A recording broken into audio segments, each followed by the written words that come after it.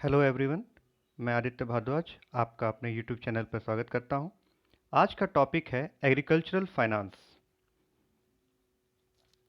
देखिए, सबसे पहले जो है हम लोग जानते हैं कि दो सोर्सेस हैं एग्रीकल्चरल फाइनेंस के। एक होता है जो इंस्टीट्यूशनल होता है और एक होता है नॉन इंस्टीट्यूशनल। नॉन इंस्टीट्यूशनल में क्या आएगा?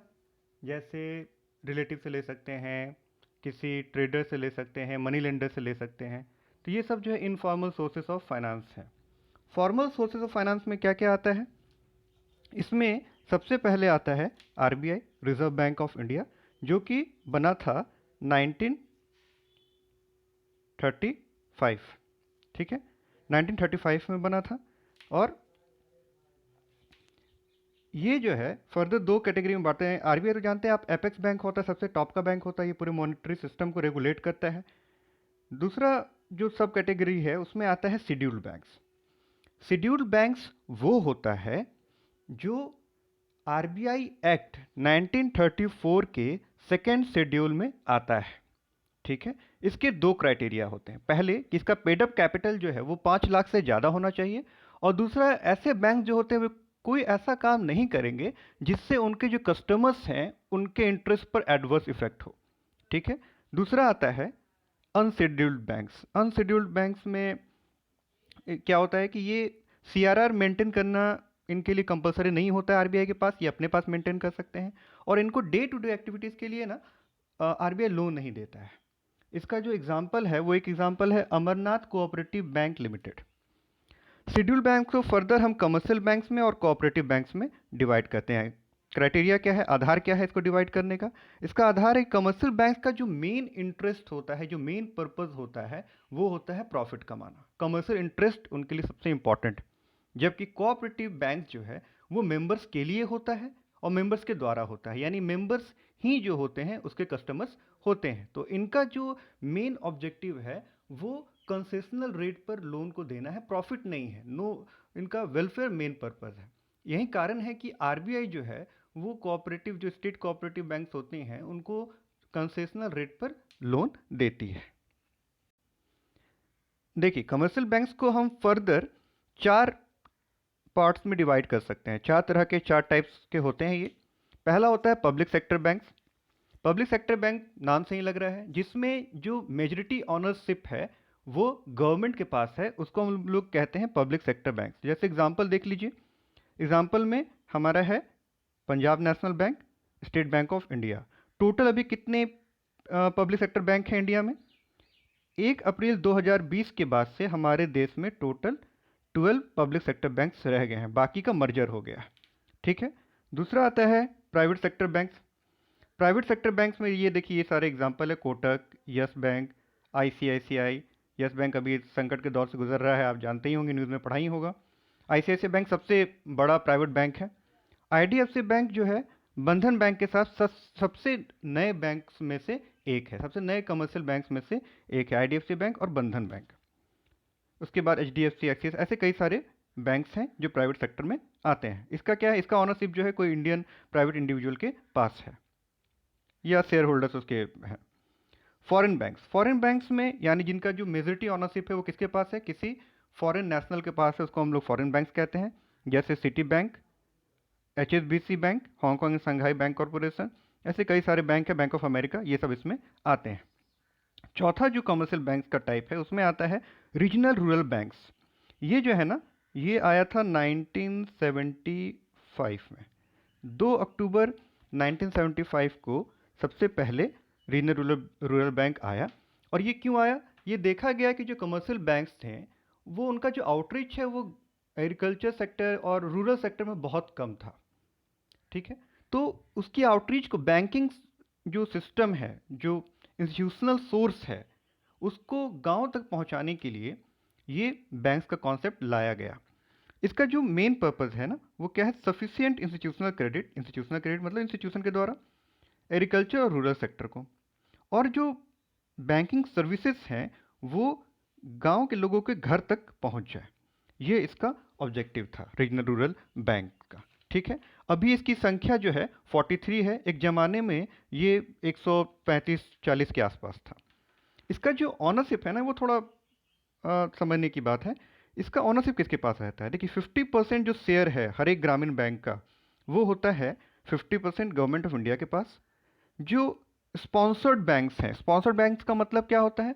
स्पॉन्सर्ड बैंक का मतलब कि कोई जो पब्लिक सेक्टर बैंक है वो स्पॉन्सर्ड बैंक होता है, उसका शेयर जो है वो 35% होता है। ठीक है, जैसे ये मध्य बिहार ग्रामीण बैंक है ना, इसमें ऐसा ही है, 50% सरकार के पास है, 35% स्पॉन्सर्ड जो बैंक है, कम जो पब्लिक सेक्टर बैंक है उसके पास है, और थर्ड जो 15% है वो है स्टेट गवर्नमेंट के पास। यानी ये मध्य बिहार ग्रामीण बैंक है तो 15% हिस्सेदारी किसकी होगी?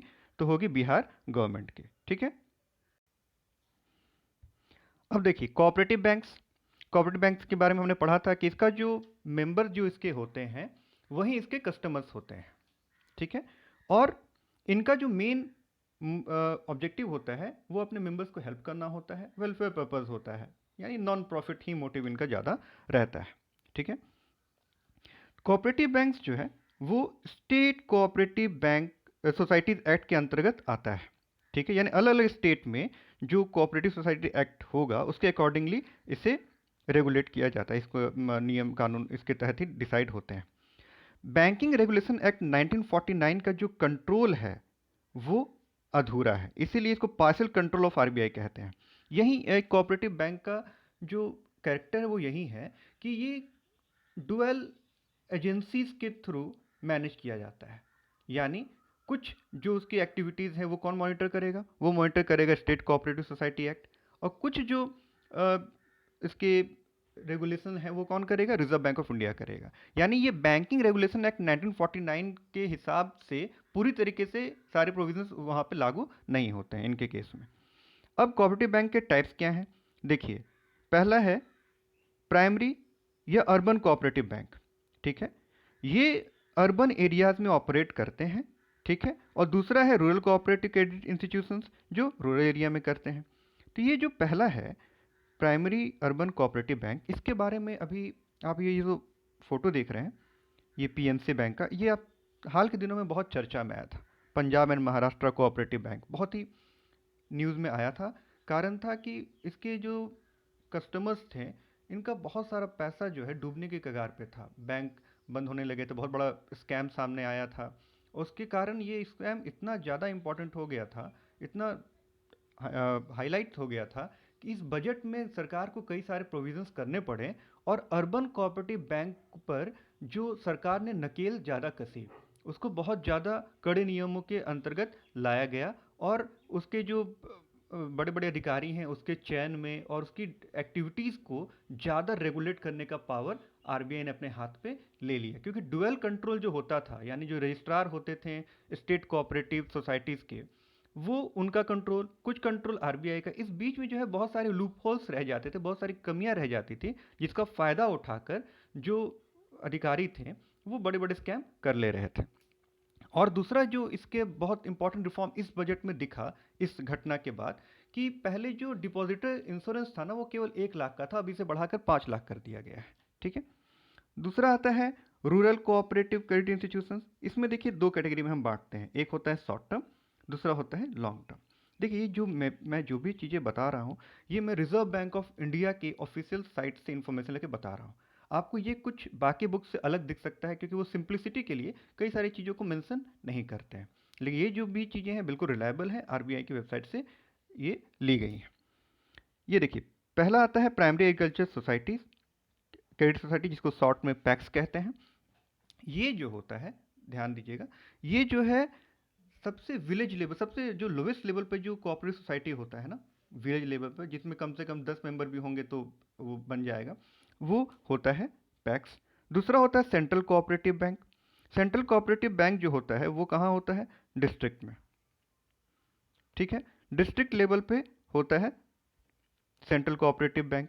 ठीक है, और ये जो है वो स्टेट कोऑपरेटिव बैंक से फंड लेकर प्राइमरी एग्रीकल्चर क्रेडिट सोसाइटी को फंड देता है, मेंबर्स को फंड देता है। ये डिस्ट्रिक्ट में होता है। और स्टेट लेवल पर होता है स्टेट कोऑपरेटिव बैंक। आरबीआई से लोन लेने का अधिकार केवल स्टेट कोऑपरेटिव बैंक को ही है, ये पावर केवल स्टेट कोऑपरेटिव बैंक को है, और वो आरबीआई से फंड लेने के बाद फिर सेंट्रल कोऑपरेटिव बैंक को देती है, और सेंट्रल कोऑपरेटिव बैंक फिर प्राइमरी एग्रीकल्चर क्रेडिट सोसाइटी को भी दे सकती है या इंडिविजुअल्स को भी दे सकती है। ठीक है, लॉन्ग टर्म में दो आता है। एक होता है, देखिए ये जो स्ट्रक्चर है वो वैरी कर सकता है स्टेट टू स्टेट। कहीं कहीं स्टेट में लॉन्ग टर्म के लिए केवल state cooperative agriculture and rural development banks ही हैं, और कहीं कहीं ये दूसरा वाला जो है primary cooperative agriculture and rural development banks, ये भी है। ये दोनों लॉन्ग टर्म फाइनेंस करते हैं। Long term short term finance में जो डिफरेंस बेसिकली है कि जो शॉर्ट टर्म है वो 1 से 3 साल माना गया है कोऑपरेटिव सोसाइटी के हिसाब से, और 3 साल से ज़्यादा का अगर लोन है तो वो लॉन्ग टर्म में आता है। एक जो बहुत इंपॉर्टेंट बात यहाँ पे है कि बैंकिंग रेगुलेशन एक्ट 1949 के अनुसार यहाँ केवल तीन ही जो संस्थाएं हैं उसको बैंक माना गया है। तीन ही कोऑपरेटिव सोसाइटीज़ हैं, क्रेडिट सोसाइटीज़ हैं जिनको बैंक माना गया है, जिसमें पहला है आपका ये अर्बन कोऑपरेटिव बैंक, ठीक है, प्राइमरी अर्बन कोऑपरेटिव बैंक। दूसरा है सेंट्रल कोऑपरेटिव बैंक, और तीसरा है स्टेट कोऑपरेटिव बैंक। पैक्स को और ये दोनों को बैंकिंग रेगुलेशन एक्ट 1949 के अनुसार बैंक्स नहीं माना गया है, ठीक है। अब कुछ स्पेशलाइज्ड बैंक्स होते हैं। स्पेशलाइज्ड बैंक्स नाम से ही लग रहा है, इनका जो टारगेट ग्रुप होता है वो एक स्पेसिफिक कुछ लोग होते हैं, कोई स्पेसिफिक सेक्टर होता है, ठीक है, और कोई स्पेसिफिक पर्पस को ये सर्व करते हैं, ठीक है। अब इसको ऑल इंडिया फाइनेंशियल इंस्टीट्यूशंस के नाम से भी जाना जाता है। इसमें पहला आता है national housing bank. National housing bank है क्या? नेशनल हाउसिंग बैंक 1988 में बना, और ये हाउसिंग सेक्टर में सबसे टॉप का फाइनेंशियल इंस्टीट्यूशन है, यानी सबसे ऊंची वित्तीय संस्था हाउसिंग सेक्टर में कौन है? National housing bank. ये करती क्या है? ये जितने भी हाउसिंग फाइनेंस कंपनीज हैं उनका रजिस्ट्रेशन, रेगुलेशन, सुपरविजन, ये सब करती है, ठीक है। दूसरा आता है EXIM bank, export import bank. ये 1982 में बना, और इसका जो मेन पर्पज़ है कि एक्सपोर्टर्स को और इंपोर्टर्स को दोनों को फाइनेंशियल असिस्टेंस देती है। खासकर इसका जो फोकस होता है वो होता है कि जो टेक्नोलॉजी ट्रांसफ़र है वो टू वे हो, यानी कोई टेक्नोलॉजी विदेश से हमारे देश में आ रही है, हमारे देश से विदेश में जा रही है, तो उसको फाइनेंस करने का ये काम करती है। और जो एक्सपोर्ट ओरिएंटेड इंडस्ट्रीज़ हैं, जो एक बहुत बड़ा मेजर सोर्स है हमारे फॉरेन एक्सचेंज अर्निंग का, उसको ये रिसर्च एंड डेवलपमेंट में फाइनेंशियल हेल्प करती है, ठीक है। तीसरा आता है सिडबी बैंक। सिडबी ये क्या है? Small industries development bank of India, ठीक है। ये बना था अप्रैल 1990 को, और इसका जो टारगेट ग्रुप है वो है micro, small and medium enterprises, ठीक है। और ये जो है इंश्योर करती है क्रेडिट फ्लो होता रहे, और ये जो एमएसएमईज हैं उनकी टेक्नोलॉजी को मॉडर्नाइज करने में हेल्प करें, उनके मार्केट को बढ़ाने में मदद करें, ठीक है। और चौथा आता है नाबार्ड। क्योंकि हमारा जो मेन टॉपिक है वो एग्रीकल्चर फाइनेंस है, तो नाबार्ड बहुत इंपॉर्टेंट है, इसलिए मैंने इसे थोड़ा ज़्यादा डिटेल में समझाया है, ठीक है। नाबार्ड 12 जुलाई 1982 1982 को स्थापित हुआ था, ठीक है। और इसके फंक्शंस को ना हम दो मेजर पार्ट में बांटते हैं, एक नॉन क्रेडिट, दूसरा क्रेडिट। नॉन क्रेडिट फंक्शन में ये क्या क्या करता है? ये भारत सरकार, राज्य सरकार और रिजर्व बैंक ऑफ इंडिया को पॉलिसी फॉर्मुलेशन में हेल्प करता है, ठीक है। इसके जो अंडर कई सारे इंस्टीट्यूशंस आते हैं, जैसे रीजनल रूरल बैंक्स हो गए, कोऑपरेटिव्स हो गए, माइक्रो फाइनेंस इंस्टीट्यूशंस हो गए, सेल्फ हेल्प ग्रुप्स हो गए, कमर्शियल बैंक्स हो गए। इन सभी का इंस्टीट्यूशनल डेवलपमेंट, खासकर कोऑपरेटिव्स का और आरआरबीज का, ये इसके अंतर्गत आते हैं। उन संस्थाओं का कैपेसिटी बिल्डिंग, उन संस्थाओं में काम करने वाले जो स्टाफ हैं उनका कैपेसिटी बिल्डिंग, उनको ट्रेनिंग देना, ज़्यादा स्किल्ड बनाना और टेक्नोलॉजी ड्रिवन बनाना, ठीक है। माइक्रो फाइनेंस की फैसिलिटीज़ देना, फाइनेंशियल इंक्लूजन का करना, ठीक है, जो आर्थिक समावेश है वो हो, इनोवेशन, रिसर्च एंड डेवलपमेंट, ये सबको बढ़ावा देना नाबार्ड के सबसे इंपॉर्टेंट फंक्शन में से है, अपार्ट फ्रॉम फाइनेंसिंग। यानी फाइनेंस और रिफाइनेंस के अलावा जो नॉन क्रेडिट मेन फंक्शन है उसमें ये सारी चीज़ें आती हैं। जो फाइनेंस एजेंसी के तौर पे जो इसका फंक्शन है वो है कि ये रूरल इंफ्रास्ट्रक्चर के लिए स्टेट गवर्नमेंट को लोन देती है, ये फंड को मुहैया कराती है आरआरबीज को, कोऑपरेटिव्स को, माइक्रो फाइनेंस इंस्टीट्यूशंस को, सेल्फ हेल्प ग्रुप्स को, ठीक है। और इसका जो टारगेट है वो जानते हैं, रूरल सेक्टर है, और रूरल सेक्टर का सबसे टॉप क्लास बैंक, सबसे टॉप पर जो बैंक है वो है नाबार्ड।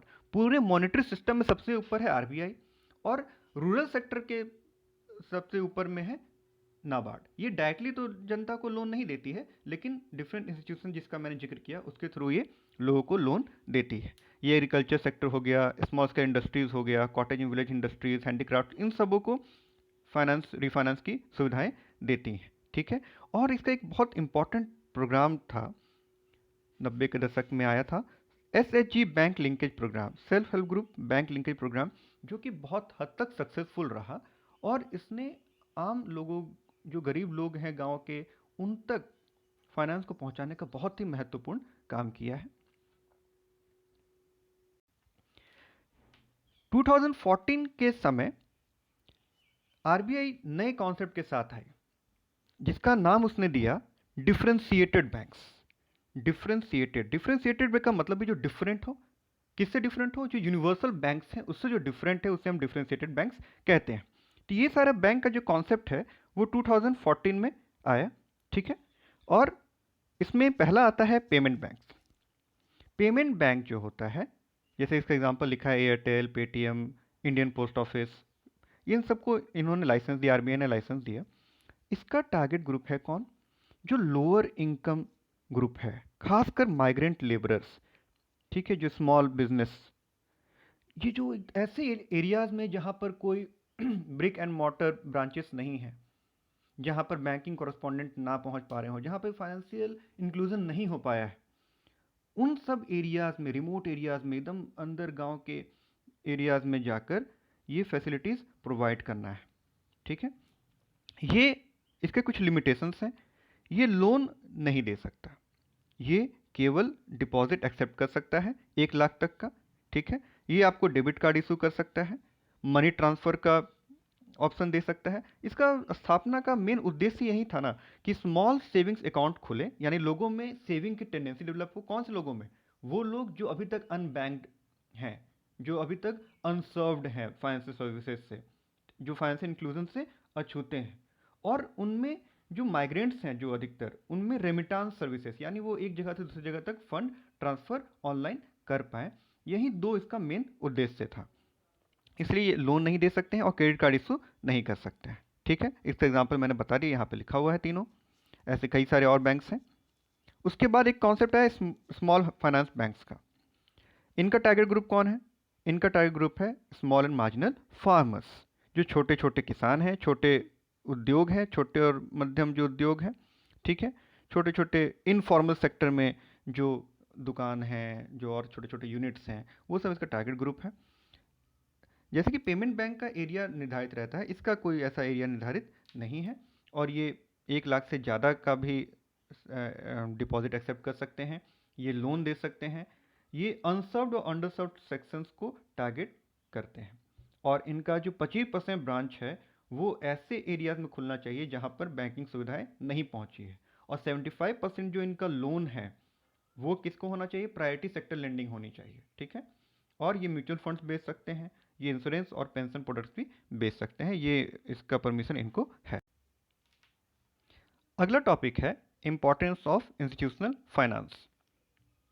अब जो ये सारे इंस्टीट्यूशन के बारे में हमने पढ़ा, जो फॉर्मल सोर्सेज के बारे में हमने पढ़ा, उनसे जो लोन मिलता है उसका क्या फ़ायदा है? सबसे पहला जो सबसे ज़रूरी चीज़ है ना, वो ये है कि इसका जो लोन है ना वो बहुत चीपर होता है।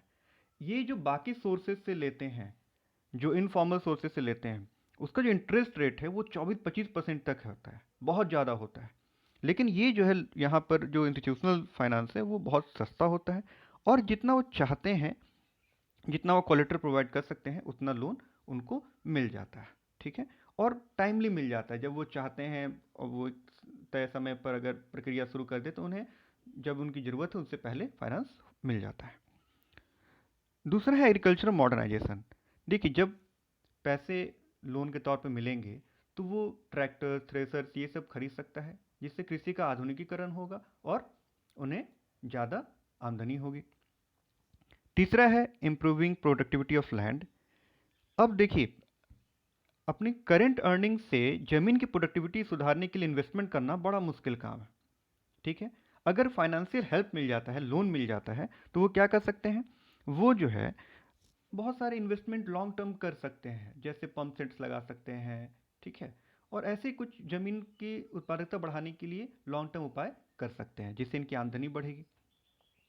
बेटर मार्केटिंग, अगर किसान का पहुंच बाजार तक नहीं है, उससे अपने उत्पाद का बेहतर कीमत नहीं मिल पा रहा है, तो ये जो इंस्टीट्यूशनल फाइनेंस का जो ऑब्जेक्टिव है वो सर्व नहीं हो पाएगा। अल्टीमेटली उन्हें बेहतर प्राइसेस चाहिए, उनको बाजार तक उनकी पहुंच होनी चाहिए, और बाजार तक पहुंचने के लिए उन्हें और पैसा चाहिए, यानी अपने सोर्सेज से वो जा नहीं सकते हैं। तो जब उन्हें लोन मिलता है तो वो कुछ अमाउंट इसलिए रखते हैं कि प्रोडक्शन के बाद भी एक बहुत ज़रूरी काम होता है सेल का, वो कर सकें अच्छे जगह पर जहाँ पर उन्हें बेहतर कीमत मिल सके। और अल्टीमेटली जब उन्हें फाइनेंस टाइमली मिलेगा, कम रेट ऑफ इंटरेस्ट पे मिलेगा, ज़्यादा एक्सप्लॉयटेटिव टर्म्स नहीं होंगे, ज़्यादा मनमर्जी नहीं चलेगा लैंडलॉर्ड्स का और मर्चेंट्स का, तब उनका स्टैंडर्ड ऑफ लिविंग सुधरेगा, क्योंकि वो अपना लोन चुकाने के बाद जो पैसे बचेंगे, जो प्रॉफिट बचेगा, उससे अपना जीवन को बेहतर बनाने में वो इस्तेमाल करेंगे। उसके बाद आता है माइक्रो फाइनेंस। माइक्रो फाइनेंस है क्या? देखिए, दो वर्ड से बना है, माइक्रो और फाइनेंस। माइक्रो मतलब छोटा, फाइनेंस मतलब वित्तीय सहायता। तो फाइनेंशियल सर्विसेज अगर हम प्रोवाइड करते हैं, जैसे लोन हो गया, सेविंग हो, ये सारी जो सर्विसेज, बेसिक सर्विसेज हैं, वो अगर हम पुअर और सबसे जो निचले तबके के लोग हैं, उनको, जिनको ये सारी सुविधाएं नहीं हैं, उनको प्रोवाइड करते हैं, उसी को माइक्रो फाइनेंस कहते हैं। ठीक है। इसका देखिए सबसे इंपॉर्टेंट पॉइंट क्या है कि ये ऐसे लोगों को लोन देता है जिसे कोई इंस्टीट्यूशन लोन देना नहीं चाहती है, क्योंकि अल्टीमेटली आपने देखा कि अधिकतर इंस्टीट्यूशन जो हैं वो प्रॉफिट मोटिव पे काम करते हैं, कोऑपरेटिव बैंक को छोड़ दे तो। कोऑपरेटिव बैंक में आपने देखा कि इतना डुअल कंट्रोल है कि वो आरबीआई की नज़र से बच जाता है और स्कैम से हमेशा ग्रसित रहता है, उसका वर्किंग बहुत ही ट्रांसपेरेंट नहीं है, बहुत क्लियर उसका वर्किंग नहीं है, तो अक्सर उसका मैनेजमेंट सही नहीं माना जाता है। तो लोग क्या करें, जो छोटे किसान हैं उन्हें बैंक बड़े लोन दे नहीं रहे, क्योंकि उनके पास कोलेट्रल नहीं है, तो उनके पास अल्टीमेटली सोर्स बचता है कि वो बड़े बड़े सेठ साहूकारों से लोन ले, चाहे बड़े किसानों से लोन ले। इसका अल्टरनेटिव बनकर आया है माइक्रो फाइनेंस। माइक्रो फाइनेंस को जो फंडिंग है, जो इंस्टीट्यूशन है, उसको फंडिंग जो है वो सरकार नाबार्ड के थ्रू देती है, कमर्शियल बैंक्स के थ्रू दिलवाती है। ठीक है। तो अल्टीमेटली जो सबसे निचले तबके के लोग हैं उन तक भी पैसे को पहुंचाना है। उनकी ज़रूरत बहुत बड़ी नहीं होती है, उनकी ज़रूरत कुछ हज़ार रुपए की है, जिससे उनका काम चल सकता है। वो बहुत बड़ा उद्योग धंधा नहीं चला रहे, उन्हें वो छोटे ज़मीन पे खेती करनी है, उन्हें छोटा सा एलाइड एक्टिविटी का काम करना है, एग्रीकल्चर से जुड़े हुए। ठीक है। तो इनको क्या है, मिनी लोन, छोटा माइक्रो क्रेडिट उनको मिल जाता है बिना कोलेट्रल के। सबसे बड़ी बात है, अधिकतर जो किसान हैं हमारे यहाँ, उनके पास 1 एकड़ से ज़्यादा ज़मीन नहीं है। 2/3 किसान ऐसे हैं जिनके पास 1 एकड़ से भी कम ज़मीन है। उसमें भी बहुत सारे ऐसे हैं जो लैंडलेस लेबरर्स हैं, एग्रीकल्चर लेबर्स हैं, मगर उनके पास ज़मीन नहीं है। तो वो क्या करेंगे, उनके पास तो ज़मीन है नहीं लोन लेने के लिए, तो उनके लिए ये माइक्रो फाइनेंस लाया गया। तो ये छोटे किसानों के लिए बहुत फ़ायदेमंद हुआ, क्योंकि उन्हें आराम से लोन मिल जाता है बिना कोलेट्रल के। ठीक है।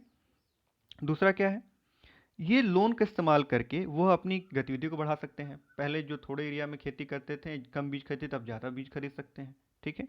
ज़्यादा फर्टिलाइजर्स खरीद सकते हैं। तो इससे इनका जो फार्मिंग एक्टिविटी है, गतिविधियाँ हैं, वो बढ़ेंगी।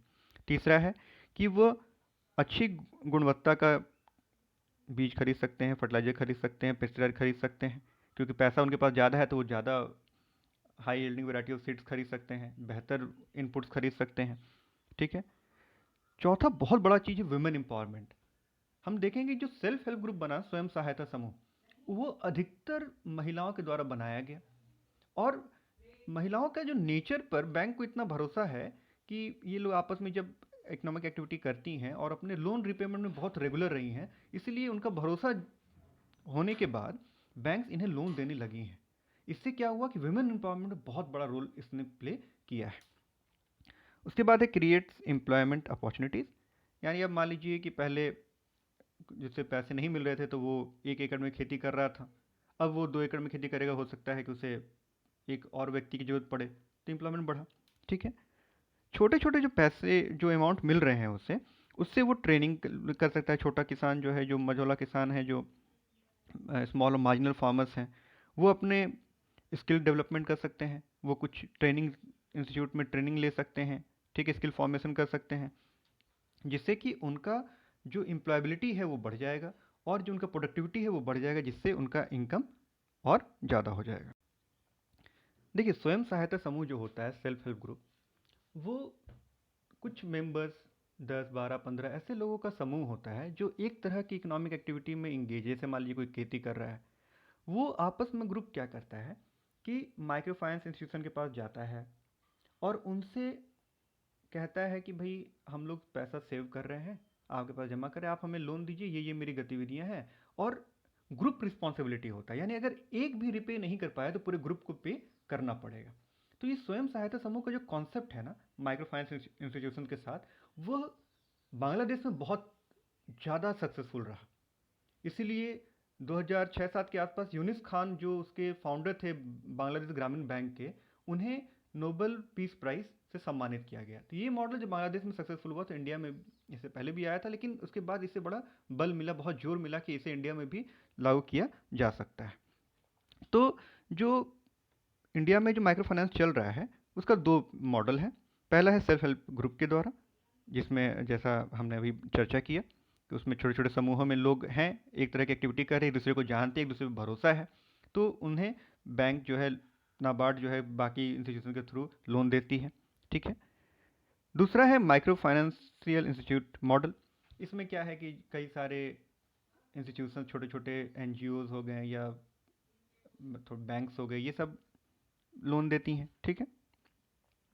उसके बाद है कि ये दो टाइप्स के हैं जो माइक्रो फाइनेंस इंस्टीट्यूशंस हैं इंडिया में, वो दो तरह के हैं। एक जो प्रॉफिट के लिए काम करे, जैसे कमर्शियल बैंक्स हो गए, ठीक है, और दूसरा है नॉट फॉर प्रॉफिट। इसके अंडर में ट्रस्ट, सोसाइटी, ये सब चीज़ें आती हैं। तो हमने आज देखा कि कैसे माइक्रो फाइनेंस तेज़ी से बढ़ रहा है और ज़रूरतों को पूरा कर सकता है। एग्रीकल्चर फाइनेंस की जो प्रॉब्लम्स थी, कैसे कैसे नए नए इंस्टीट्यूशंस आए, और अल्टीमेटली अब इंडिया फाइनेंशियल इंक्लूजन की तरफ तेज़ी से बढ़ रहा है। उम्मीद है आपको ये चैप्टर समझ में आया होगा। बहुत बहुत धन्यवाद।